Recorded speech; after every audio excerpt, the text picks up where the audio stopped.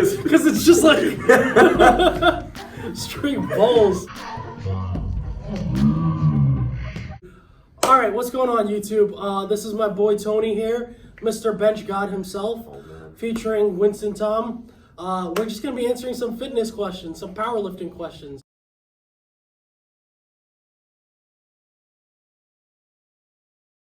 Normally, I look for upper body mechanics or lower body mechanics. Usually you can tell if someone's upper back is the first thing that's giving out. You can look at their elbows, this goes back, their traps go forward, their neck goes down. And that usually is a whole pattern. As opposed to when the lower body gives out, it's when the knees kick back. So what you're looking at is something like, when you're coming up, your knees kick back, and that is the lower body mechanic. And now what's happening here, go back in that position. Yep. So what's happening here is as his knees are kicking back, now it's all of a sudden all back. And what's gonna happen here is, since your legs aren't underneath you, what's gonna happen is the weight's gonna fold you over. And usually these things are pretty exclusive. So for example, someone can have really good lower body mechanics. You normally see this with high bar squatters. They have really good lower body mechanics, but when it comes to their upper body mechanics, the first thing that happens once they get out the hole, their midfoot is perfect, boom, rocks them forward, and they lose the lift in front of them. As opposed to a lot of power lifters that usually have a more back and hip dominant style, and they can let their knees kick back and their hips shoot up. That's what I mean by the lower body mechanics. And I'll just put a video right here to show you what I mean by the differences.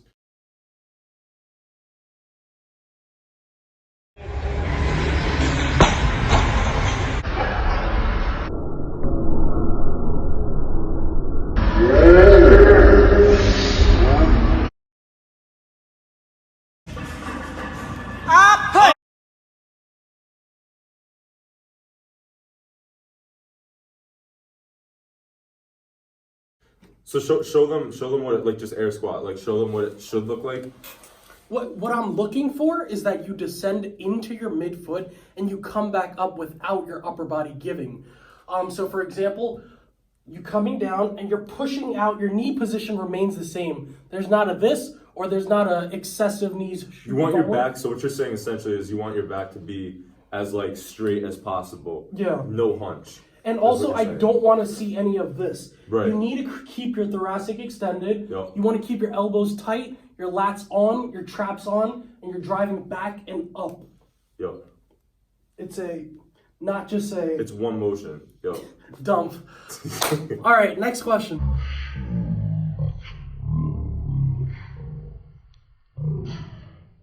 Question number 2. So this is question number 2.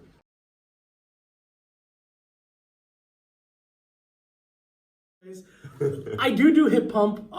Personally, I find that I can generate more power out the bottom when I do that. I agree. Although that being said, there are a lot of mistakes that come with that. A lot of people get their hips too low. A lot of people round their back as they come downwards on the hip pump. So with a hip pump, a lot of times it's one swift motion. Yep. I don't like seeing the multiple hip pump style because a lot of times, 1, you lose your bracing, and 2, you start to hesitate on a deadlift. The last thing you want to do on a heavy deadlift is to hesitate. Yeah, you need to commit to that one pull. So get in a good position, swing those hips down when you're ready, and of course, like I said, if you're mobile, if you know how to pull, if your hips are in the right position.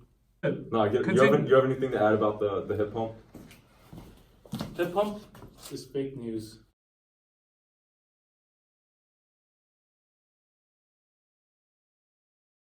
We both pull high volume deadlifts.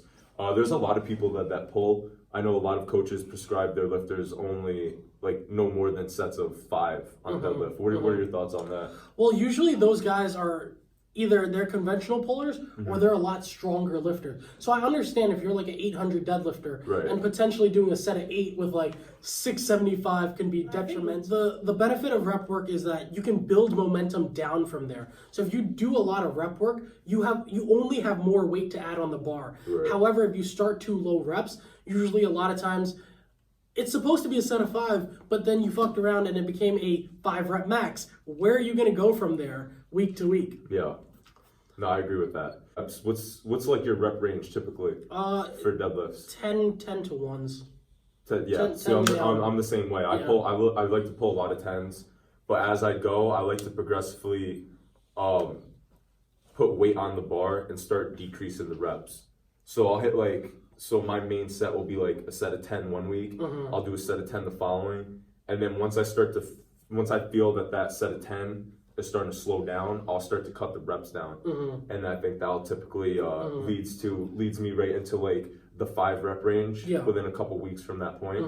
And that's when I start typically like pulling heavier weight. Yeah. People get used to the rep work. So if say I'm pulling sets of 10 with like, say I'm pulling sets of 10 with like 495 and my max is like, say 600, and I'm getting in the 495, say I pull 495 one week and I pull it again the next and it moves better the next, you're saying that basically you're not necessarily adding to your 1 rep RM, but you're basically just getting used to the rep work. Yes. This is huge with sumo pullers. They'll do reps and it just doesn't translate over. You should be incorporating different things like pause deadlifts, which I think could also be a problem because I think you get used to that after a while also and forget how to regular deadlift. So you have pause deadlifts, and then I think it's important to also incorporate deadlift singles as well. I think one way to look at it is rep deadlifts and deadlift singles are almost 2 different exercises. Yeah. There's some people that can rep all day, but then they can't translate it. They can't push that 1 rep. Right. And it's because I think they allow their technique to degrade so much within a rep work, but you have the flexibility to do that because the weight isn't that heavy. Right. When you're at that super heavy weight, you only have 1 rep, and you cannot mess up your technique on that 1 rep. Exactly.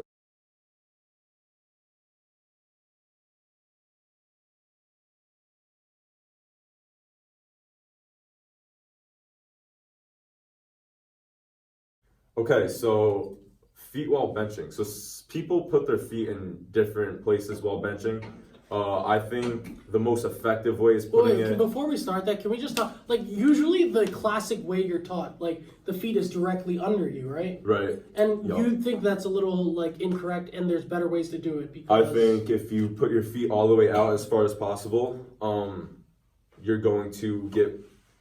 I'm not going to say more leg drive, but you do get more leg drive, but you're not necessarily, like, driving, like... You see, all right, so for example, you see some people who bench where they bring it down, they kind of sink into their chest, which you're not supposed to do. And what they do is they use their legs and they kind of like jolt their legs and like pump and like use that as like a pop. You shouldn't do that. I think that your legs should be used as stabilizers during the bench, and you should be stable at all times with like little movement.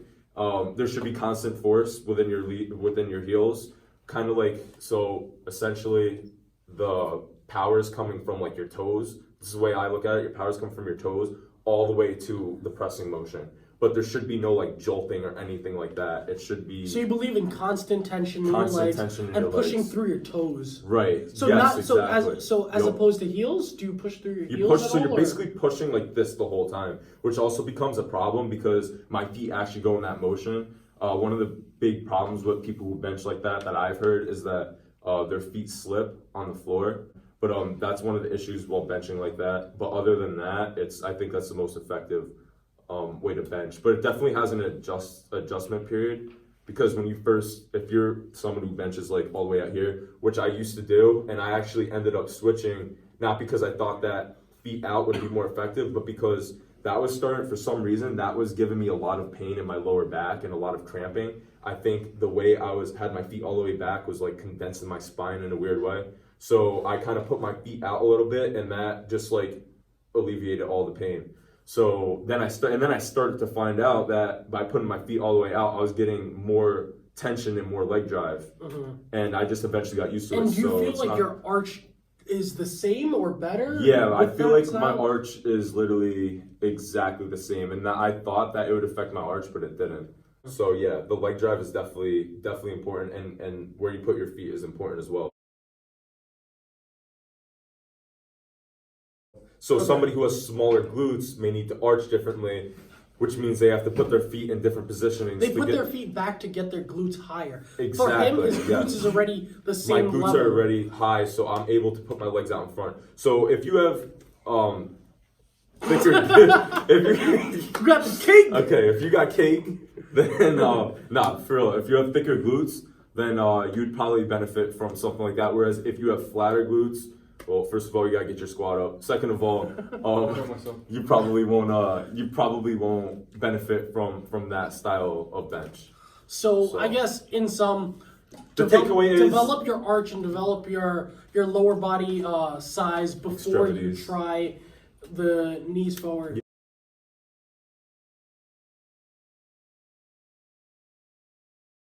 I just set up the bar right here.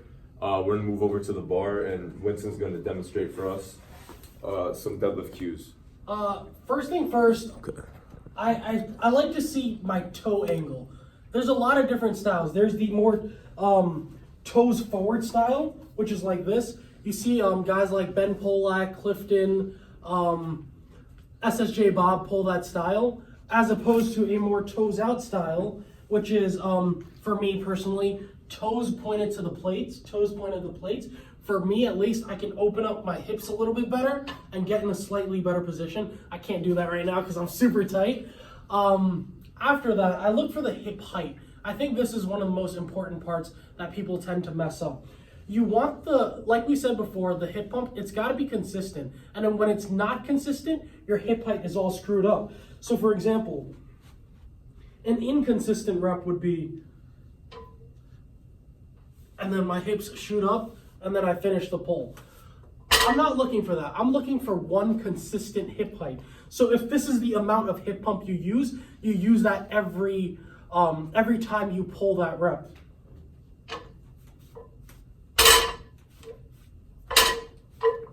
There's no soft hip pump reps. There's no knee caving. It's one consistent. So basically, you can't be lazy. Can't be lazy with the pull and your hip height.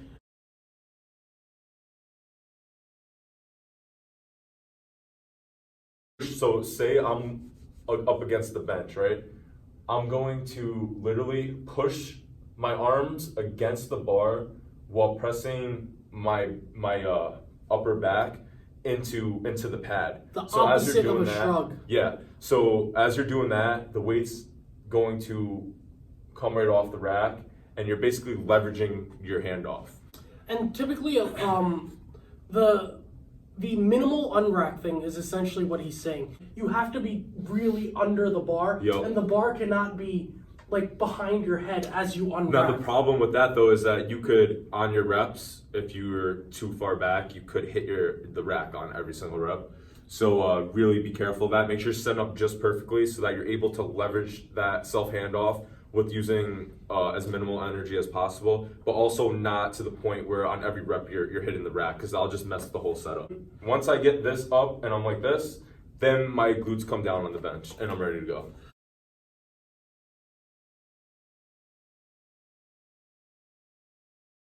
An easy fix for this is flexing your glutes while benching. So I'll do prior to benching too. Right.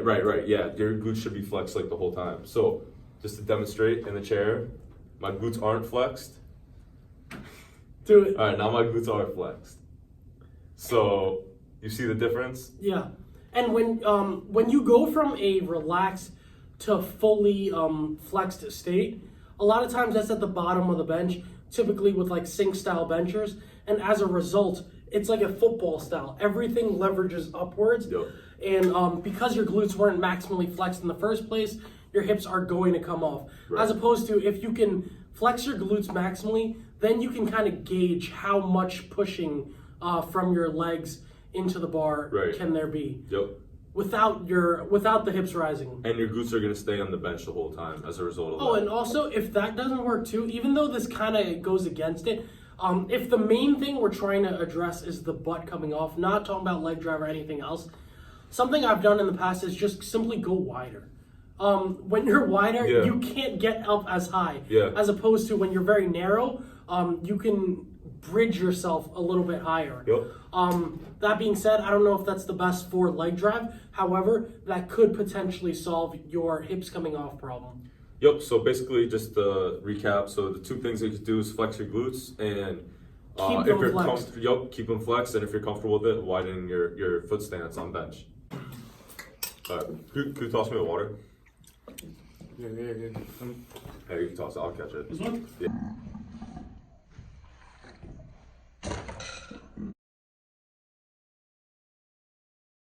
And I think there's a lot of answers to this, so I'm not necessarily going to pick a side, but we're going to say who are SBD, like in what circumstance is a SBD day appropriate for that lifter? Why don't you hit me with one? I feel that if you're somebody who typically gets nervous maybe for competition, I think it could give you a mental advantage if you're squat, bench, and deadlifting in the same day, because that's what you're going to be doing in the meet. Yeah, So a lot of times people go into deadlifts and they're like, oh, I'm nervous because I normally don't deadlift after my squats. Right. So if that's a mental edge that you're trying to get over, you're an extremely logical person and you can't get past that fact, then I think SBD days are appropriate because they can kind of replicate that same sort of series of events, the amount of fatigue you feel as you go into deadlifts. Squat, benching, deadlifting the same day is very taxing. That could be one negative, is that if you're squat, benching, and deadlifting in the same day, that's going to be... You're freaking cooked. Yeah, that's what you're saying. cooked. You're cooked. So he was mentioning about like your fatigue throughout the day. Now I think sucks. one of the things you can do is not all three of the lifts have to be heavy. If you are doing an SBD day, you can have heavy squats, medium bench, light deadlift. Right. Rotate to light squats, medium bench, heavy deadlifts, and rotate those squats and deadlifts primarily back and forth. That being said, I don't think that should be your main day that determines the amount of progress you make. I think if you are to do an SBD day, it's more of a conditioning thing rather than that's your top set or that's your main working sets that day. Another positive, like if you do 5x5 on squat, on bench, and on deadlift, you're going to be cooked. You're dead. You're going to be cooked. Yeah, I agree. You have to. All right, so yeah, if you are using that type of method, you have to do it like with some common sense, with some brains, so you don't overexert yourself. And I think another person that could potentially do it is genuinely if you have no time to work out. You can work out one time a week. Yeah. You work a very difficult job that you can't get in the gym. Then obviously getting some sort of training in all three can benefit you as opposed to just doing one or just doing two. A lot of times, if your squat and deadlift stance are very different, your tightness will change from day to day too. So for example, your squat stance, if it's normally a narrower stance, that might not address the amount of hip mobility you need for a sumo deadlift. So therefore, in this situation, doing both of those can benefit in terms of your mobility and getting that frequency in. The thing is, a lot of people do SBD days, like we said, for the endurance sake of it. However, I think if you're doing your normal workouts, you should already have enough endurance to get past the lifts on a meet day. So for example, after your squats, you should be doing something else. You should be doing other movements to prepare you for that amount of conditioning. For example, if you do a typical squat bench day, you're doing volume for squats, you're probably doing volume for bench, you're probably doing some upper back accessory work. Is that not enough conditioning to survive for the meet? It might not be deadlifts after the squat and bench, but that's a lot of squat and benching. So you should be conditioned with the amount of work you are doing already. If you're not, I think you should consider adding more stuff into your program, whether that's accessory, whether that's back off movements, whether that's secondary bench movements.